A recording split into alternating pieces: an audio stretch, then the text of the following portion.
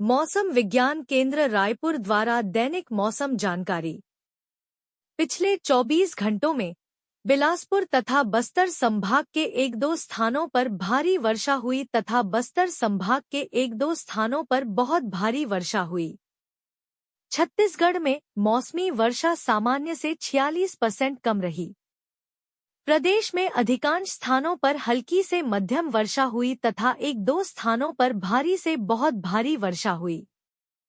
प्रदेश में सर्वाधिक अधिकतम तापमान 32.0 डिग्री सेल्सियस अंबिकापुर में तथा सबसे कम न्यूनतम तापमान 21.5 डिग्री सेल्सियस राजनांदगांव में दर्ज किया गया। 4 जुलाई तक मॉनसून की उत्तरी सीमा 22N60 22N65 जामनगर, उदयपुर, अजमेर, झुंझुनू, हिसार, भटिंडा और 32.5N70 से होकर गुजर रही है।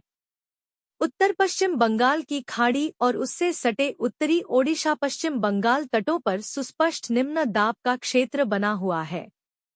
इससे जुड़ा चक्रवाती परिसंचरण समुद्र तल से 9.4 किलोमीटर की ऊंचाई तक फैला है और ऊंचाई के साथ दक्षिण पश्चिम की ओर झुक रहा है।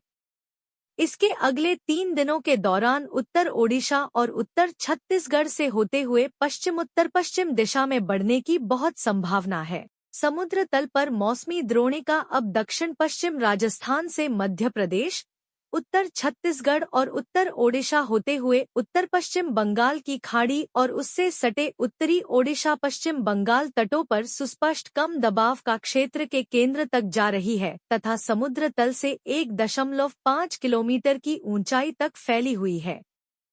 शियर जोन अब लगभग 21N अक्षांश के साथ समुद्र तल से 3.1 से 7.6 किलोमीटर की ऊंचाई के बीच बना हुआ है। अगले 3 दिनों में मध्य और दक्षिण छत्तीसगढ़ के एक दो स्थानों पर भारी वर्षा होने की संभावना है। अगले 0-2 दिनों में मध्य और दक्षिण छत्तीसगढ़ के एक दो स्थानों पर भारी से बहुत भारी वर्षा होने की संभावना है।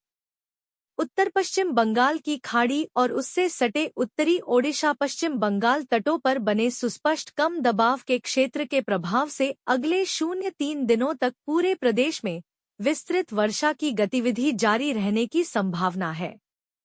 धन्यवाद।